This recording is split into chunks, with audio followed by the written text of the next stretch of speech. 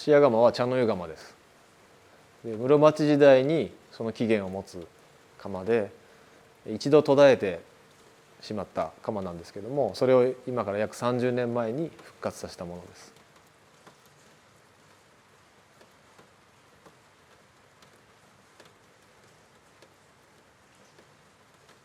江戸時代から現代まで丸々400年ぐらい途絶えてますので、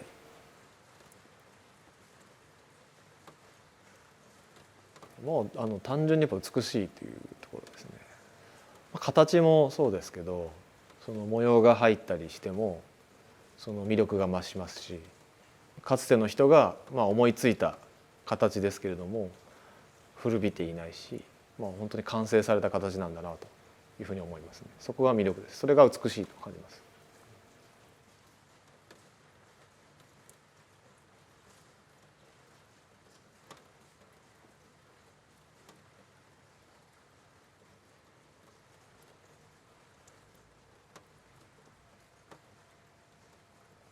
まずは構想といって形を考えます。でその後に設計図を考えまして、その設計図通りに型を作っていくんですけども、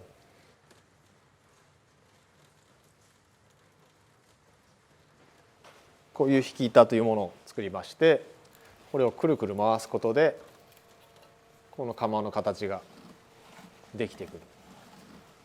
そして横についてる関付きと言われる竜のような顔をしたものも粘土で作って、後で型に埋め込んで型を完成させると。でその作った型に金属を流し込んでものを作るというものです。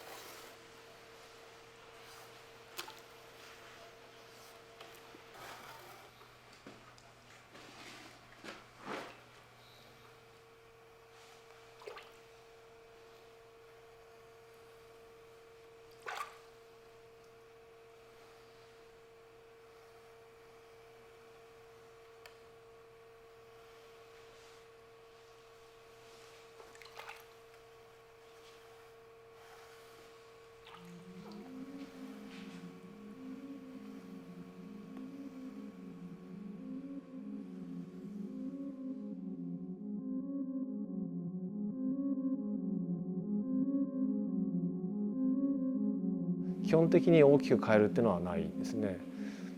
さっき言いましたように室町時代である程度完成してますので、その完成したものに変に手を加えると変なんですよ多分。だけども鋳型作りの過程って何もわからないんですよ。ほとんどわからないんですよ。壊しちゃうんで。だけどもできた製品には痕跡として多少残るところがあって、それを紐解いて想像してるだけなんで、完全に合ってるかどうかってやっぱずっと試行錯誤しないといけないんですね。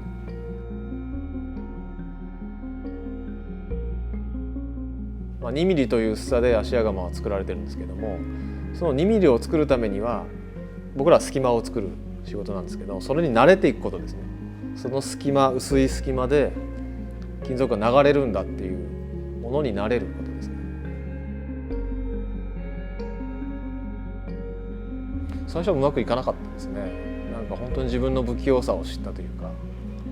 何しろその鋳型がきれいにピタッと上下が組み合わさらないとかですね。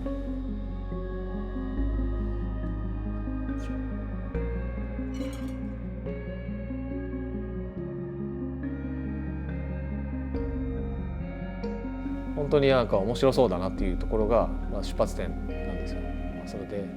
最初は雲の上の存在で、その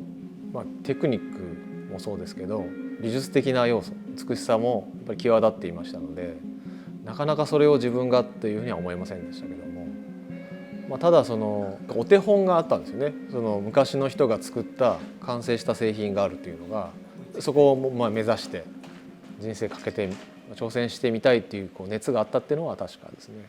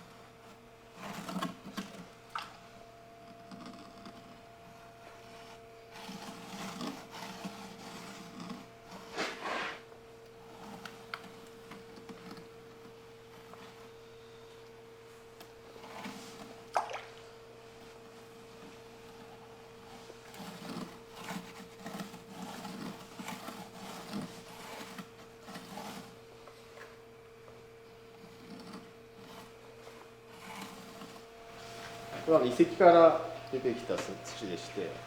昔の足屋窯を作っていた先人の工房の跡が見つかりまして、その土を使ってます。この土自体は再利用可能な土でして、このように鋳型として使い終わった後、またこの土間に戻して、何度も何度もそうです、壊れたり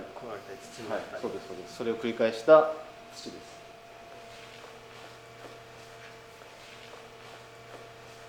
僕らもこれを大事にして、この土がないと僕たちは仕事ができ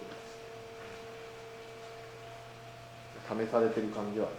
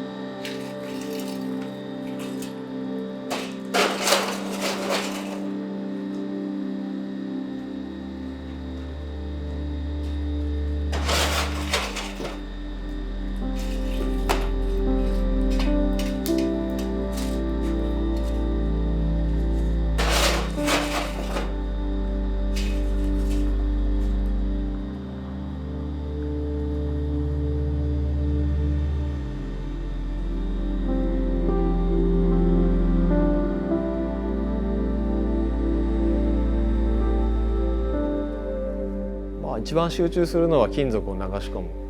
瞬間ですね。やはり流し込むことで生み出されますので、何もないところから形になるんですよね。生まれてくれようじゃないけど。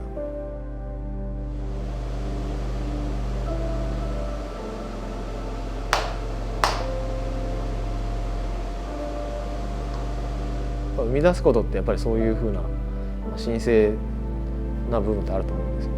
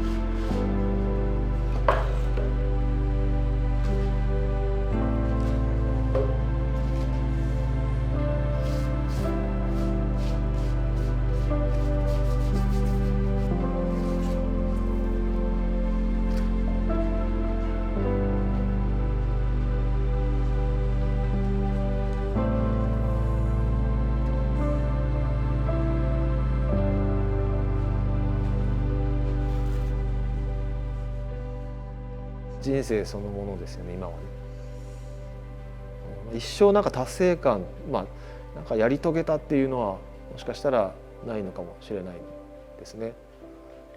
この仕事に従事する以上はそれが自分の人生なんじゃないかなと思います。